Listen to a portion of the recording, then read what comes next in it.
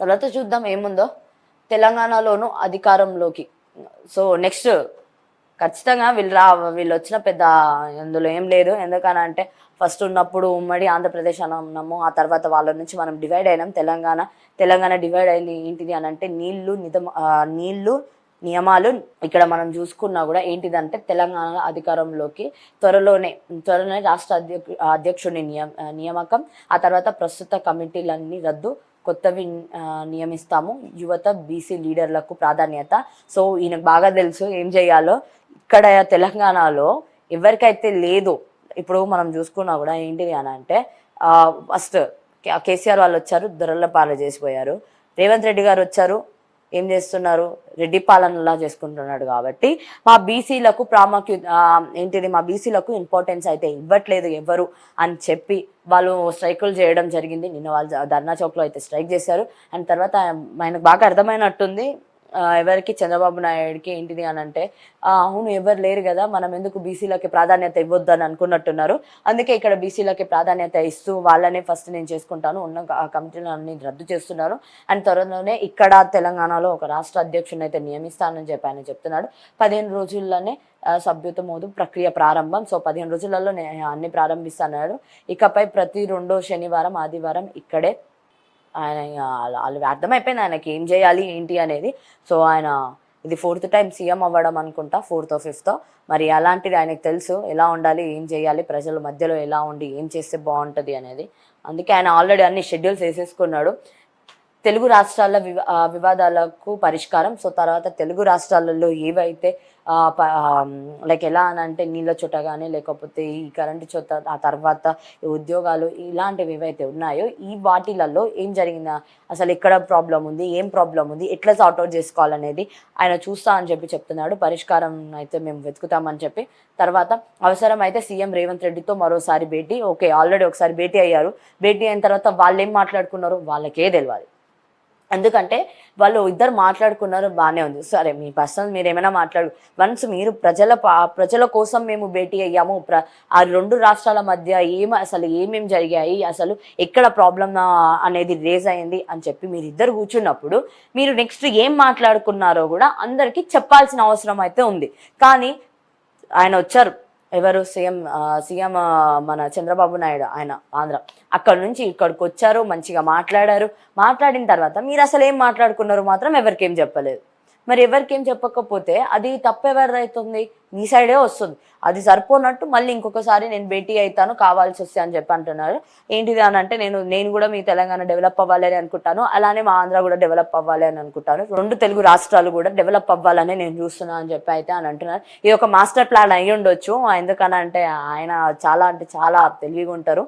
ఏం చేయాలి, ఎలా చేస్తే బాగుంటుంది అనేవి ఆయనకు బాగా తెలుసు. కాబట్టి ఆయన ముందే ఇప్పటి నుంచే నెక్స్ట్ 5 years కోసం ఆయన ఇప్పటి నుంచే రెడీ అవుతున్నారు. నెక్స్ట్ 5 years కోసం ఇప్పటి నుంచే తెలంగాణలో ఆయన రెడీ అవుతున్నారంటే మీరు అర్థం చేసుకోండి వాళ్ళ పార్టీని ఇక్కడ తెలంగాణలో వాళ్ళు ఎలా డెవలప్ చేయాలనుకుంటున్నారు. తెలంగాణలో ఆయన పరిపాలన బాగుంది, తెలంగాణలో ఆయన పరిపాలన బాగుందని చెప్తున్నారు. ఎందుకంటే గురువు శిష్యులు కదా. సో గురువు శిష్యుల మధ్య ఎంతైనా కొన్ని వాళ్ళకు ఉంటాయి. సో ఆ గురువు ఉండి శిష్యుని అంటున్నాడు, పర్లేదు బాగుంది కదా పాలన అని అంటున్నారు. ఓకే పాలన బాగుండడం కాదు, ప్రజలు చెప్పాలి, అది మీరు చెప్పుకోవడం కాదు. అవును మరి ఎవరైనా స్టూడెంట్ తప్పు చేస్తే ఫస్ట్ టీచర్ అయితే అందరి ముందు బాగానే ఉందని అంటారు కదా, అందరి ముందు బాగానే ఉంటుందని పక్కకు తీసుకుపోయి అప్పుడు చెప్తారు ఏం జరిగిందని. సో వీళ్ళు కూడా ఇదే జరుగుతుంది కూడా. గురు శిష్యులు అయితే బాగానే వాళ్ళు కవర్ చేస్తున్నారు, గురువు అయితే బాగానే ఆ శిష్యుని కాపాడుకుంటున్నారు. మరి నెక్స్ట్ ఏం చేస్తారో కూడా చూడాల్సి వస్తుంది. తర్వాత ఎన్టీఆర్ సభవన్లో టీడీపీ అధినేత చంద్రబాబు నాయుడు ఈ మాటలన్నీ ఎక్కడ జరిగాయి, ఏం జరిగాయి అని అంటే మాత్రం అది మొత్తం ఎన్టీఆర్ భవన్లో అయితే జరిగింది. తర్వాత తెలంగాణలోకి అధికారంలోకి రావడమే లక్ష్యంగా పెట్టుకున్నట్లు టీడీపీ అధినేత చంద్రబాబు నాయుడు అన్నారు. చెప్పిన కదా ఆయన అయితే ఇప్పుడే ఎందుకనంటే మొన్ననే మనకి ఎలక్షన్స్ అనేవి కంప్లీట్ అయినాయి. 2023 December 3rd రిజల్ట్స్ అనేవి అనౌన్స్మెంట్ అయినాయి. తర్వాత December 9th మన ఎవరు రేవంత్ రెడ్డి గారు అయితే ఉన్నారో ఆయన అయితే ప్రమాణ స్వీకారం చేశారు. అండ్ తర్వాత అయితే అయ్యి కూడా డిసెంబర్లో అయింది. ఇప్పుడు మనం ఉన్నది ఆగస్ట్ మంత్, అంటే 8th month. ఈ రోజు అయితే డేట్ 11. సో 11th అని అంటే దాదాపు 8 months కంప్లీట్ అయిపోయింది. క్లియర్గా 8 months అయిపోయి ఇప్పుడు 9th monthలో అనమాట. అండ్ ఇది మనం చూసుకున్నా కూడా ఆయన ఫస్టే చెప్పేస్తున్నారు, చాలా స్పష్టంగా ఉన్నారు. ఇన్ కేస్ తెలంగాణలో ఆయన పాలన బాగుంది, ఎవరి పాలన రేవంత్ రెడ్డి పాలన ఆయన పాలన బాగుంది అన్నప్పుడు ఈయన ఎందుకు రావడానికి చూస్తాడు? అంతే కదా, ఈయన ఏపీని డెవలప్ చేసుకోవడానికి చూస్తాడు కానీ తెలంగాణ రావడానికి ఎందుకు చూసుకుంటారు? అంటే దీంట్లో ఏదో ఒక అంతరార్థం ఉందనే కదా. ఒకసారి మనం మనసు పెట్టి ఆలోచిస్తే, మనసు పెట్టాల్సిన అవసరం లేదు, బుర్రలు పెట్టి ఆలోచిస్తే సెట్ అయిపోతుంది కదా. మన బుర్రలు పెట్టి మనం ఆలోచిస్తే అక్కడ ఎలాంటి ఆయన బాగుందన్నాడు కానీ ఆయన లక్ష్యం ఏంటిదనంట, తెలంగాణలో ఆయన కూడా సీఎం అవ్వడం, ఆయన పార్టీ రావడం. ఒకవేళ అదే అయితే అధికారం అని అంటే ఆయన సీఎం అవ్వడం అన్నట్టే, ఆయన కాకపోతే ఇంకెవరైనా చేస్తారు. కానీ టీడీపీ అయితే అధికారంలోకి రావాలనుకుంటున్నారు. ఇక్కడ ఆల్రెడీ బీఆర్ఎస్ టఫ్గా ఉంది, బీజేపీ కూడా మనం టఫ్గా ఉంది. ఎందుకనంటే ఎంపీ ఎలక్షన్స్లో వాళ్ళకి 8 వీళ్ళకి 8 వచ్చినాయి సమానంగా, అంటే 8 రావడం సమానంగా రావడం అన్నప్పుడే మనం అర్థం చేసుకోవచ్చు ఎంపీలో బీజేపీ కూడా ఇప్పుడు ఒక పాజిటివ్ రెస్పాండ్ ఉంది తెలంగాణలో అని చెప్పి. అండ్ తర్వాత మనం చూసుకున్న కాంగ్రెస్ ఈ మధ్య కొంచెం గ్రాఫ్ తగ్గింది అని చెప్పి చెప్తున్నారు. మరి నిజంగానే కాంగ్రెస్ గ్రాఫ్ తగ్గిందా లేదా అనేది అయితే వాళ్ళ ఊహలకు వదిలేస్తున్నాను. ఎందుకంటే 64 నీకు ఎమ్మెల్యే సీట్లో 64, ఎంపీ వచ్చానేమో 8. మరి ఇలాంటప్పుడు ఎలా? అధికారంలోకి మీరు వచ్చారు, ఓకే బాగానే ఉంది, కానీ ఇంకొకళ్ళు అధికారంలోకి వస్తా అని చెప్పి ఆయన ఎప్పటి నుంచి చెప్తున్నారు అని అంటే ఆయన కాన్ఫిడెన్స్ ఏమై ఉంటుంది? చంద్రబాబు నాయుడు గారి కాన్ఫిడెన్స్ ఏమై ఉంటుంది? 5 సంవత్సరాల తర్వాత తెలంగాణలో అధికారంలోకి రావాలనుకుంటున్నాం, వస్తాము, లక్ష్యం అదే మాది అని చెప్పి వాళ్ళు ఆల్రెడీ లక్ష్యాలు పెట్టుకున్నారు. మరి అంత టార్గెట్ పెట్టుకున్నప్పుడు ఆయన అఫ్కోర్స్ రావడానికే చూస్తారు కదా. శనివారం ఎన్టీఆర్ భవన్కు వచ్చిన ఆయన పార్టీ శ్రేణులు ఘన స్వాగతం పలికారు. తర్వాత జూబ్లీహిల్స్లోని నివాసం నుంచి భవన్ వరకు కార్యకర్తల ర్యాలీ నిర్వహించారు. అనంతరం ఎన్టీఆర్ భవన్ ఏదైతే ఉందో ఆ ఎన్టీఆర్ భవన్లో తెలంగాణ పార్టీ నేతలు కార్యకర్తలతో భేటీ అయిన సందర్భంగా ఆయన మాట్లాడారు. గ్రామ స్థాయి నుంచి పార్టీ నిర్మాణంపై ఫోకస్ పెడుతున్నారు. సో ఎక్కడి నుంచి ఆయన ఫోకస్ పెడుతున్నారు?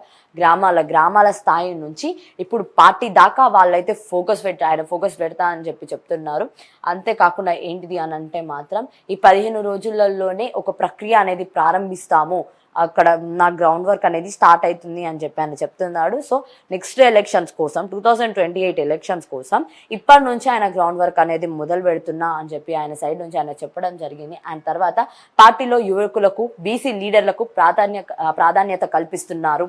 ఆయనకి తెలుసు, లూప్ హోల్స్ తెలుసు, తెలంగాణలో ఎవరు వ్యతిరేకంగా ఉన్నారు, కాంగ్రెస్కి కానివ్వండి లేకపోతే మొత్తం ప్రభుత్వానికి ఎవరు వ్యతిరేకంగా ఉన్నారు, అసలు ఎవరిని బయటికి రానియట్లేదు అని అంటే బీసీ వాళ్ళను రానియట్లేదు అని చెప్పి బీసీ వాళ్ళు ఆల్మోస్ట్ వాళ్ళు నిన్న ధర్నా చేశారు. ఇందాక చెప్పాను కదా, వాళ్ళైతే ధర్నా చేశారు నిన్న. నెక్స్ట్ వాళ్ళు ఇంకా వేరే కార్యాచరణలు మేము చేయబోతున్నాం అని చెప్పి చెప్తున్నారు. మరి అలాంటిది ఇప్పుడు బీసీ వాళ్ళకి నేను ప్రాధాన్యత ఇస్తా అనడం వెనకాల అంతరార్థం అర్థమై ఉంటుంది కదా ఏంటిది అనేది. సో ఇదనమాట. ఏంటిది అని అంటే బీసీ వాళ్ళని ఇక్కడ పెద్ద తెలంగాణలో ఎవరు పట్టించుకోవట్లేదు కాబట్టి నేను పట్టించుకుంటా. అండ్ ఇంకా ఏంటిది అని అంటే ఒకవేళ బీసీ వాళ్ళు మేము ఎక్కువ ఉంటాము, మొత్తం తెలంగాణలో బీసీ మా ఏదైతే ఉందో మేమే ఎక్కువ ఉంటాము అని చెప్పి అయితే వాళ్ళు నిన్ను చెప్పడం జరిగింది. మరి అలాంటిది బీసీ వాళ్ళు ఎక్కువ ఉంటే ఓట్లన్నీ ఎటుపోతాయి అనేది మాత్రం అందరికి అర్థమై ఉంటుంది కదా స్పష్టంగా. అందుకే ఆయన బీసీ తర్వాత యువత ఎవరైతే ఉన్నారో వాళ్ళకి నేను ప్రాధాన్యత ఇస్తున్నా అని చెప్పారు. ఇకపైన ప్రతి నెల 2వ శనివారం 2వ ఆదివారం తెలంగాణలోనే ఉంటామని తెలిపారు. సో ఆయన చెప్తున్నారు చూడండి, 2వ శనివారము ఆదివారం, second Saturday and second Sunday తెలంగాణలోనే ఉంటాము, తెలంగాణలోనే ఉండి పార్టీ నిర్మాణంపై దృష్టి పెట్టడంతో పాటు సమీక్ష చేస్తామని స్పష్టం చేశారు. ఆయన అంత క్లియర్గా చెప్తున్నారు. ఏం చెప్తున్నారో ఆలోచించి చూడండి. పక్క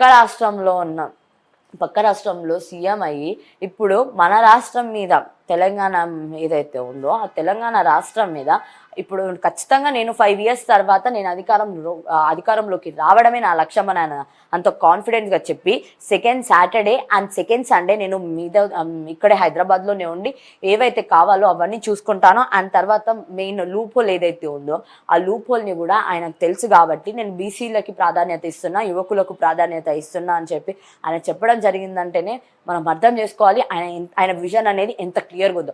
ఒక సీఎం అనేటోళ్ళకి విజన్ అనేది అంత క్లియర్గా ఉంటే ఖచ్చితంగా వాళ్ళ రేపు రావచ్చు మరి. సో అందుకే ఏంటిది అని అంటే మనము ఒకరికి ఛాన్స్ ఇవ్వద్దు ఎప్పుడైనా సరే. కానీ మనకు అక్కడ వాళ్ళు ఛాన్స్ ఇచ్చారన్నప్పుడు, ఆపర్చునిటీ వచ్చినప్పుడు దాన్ని ఏదైతే ఉంటుందో అది గ్రాప్ చేసుకొని తొందరగా మనము ఏదైతే చేయాలనుకుంటున్నామో మన అవుట్పుట్ అనేది చూపించాలి. వన్స్ మన అవుట్పుట్ అనేది చూపిస్తే ఎవరు వచ్చి ఇన్ని మాటలు చెప్పినా కూడా ఎవరు పట్టించుకోరు. ఇప్పుడు సీఎం చంద్రబాబు నాయుడే కాదు, రేపు ప్రధాని మోడీ వచ్చి కూడా తెలంగాణలో చెప్పినా ఎవరు పట్టించుకోరు. ఒకవేళ ఇక్కడ గనక పార్టీ అనేది స్ట్రాంగ్ ఉండి ప్రజల మధ్యలో ఉంటాయి. సో ఆలోచించుకోండి. ఎందుకనంటే ఈరోజు చంద్రబాబు నాయుడు చెప్పారు, రేపు ఇంకొకరు చెప్తారు, అందులో పెద్ద ఆశ్చర్యం ఏం లేదు. కానీ ఆయన కాన్ఫిడెన్స్కి అయితే మెచ్చుకోవాల్సిందే. ఖచ్చితంగా నేను వస్తాను, నేను ఉంటాను, నేను చేస్తాను అని చెప్పి ఆయన చెప్తున్నాడు అంటేనే మనం అర్థం చేసుకోవాలి.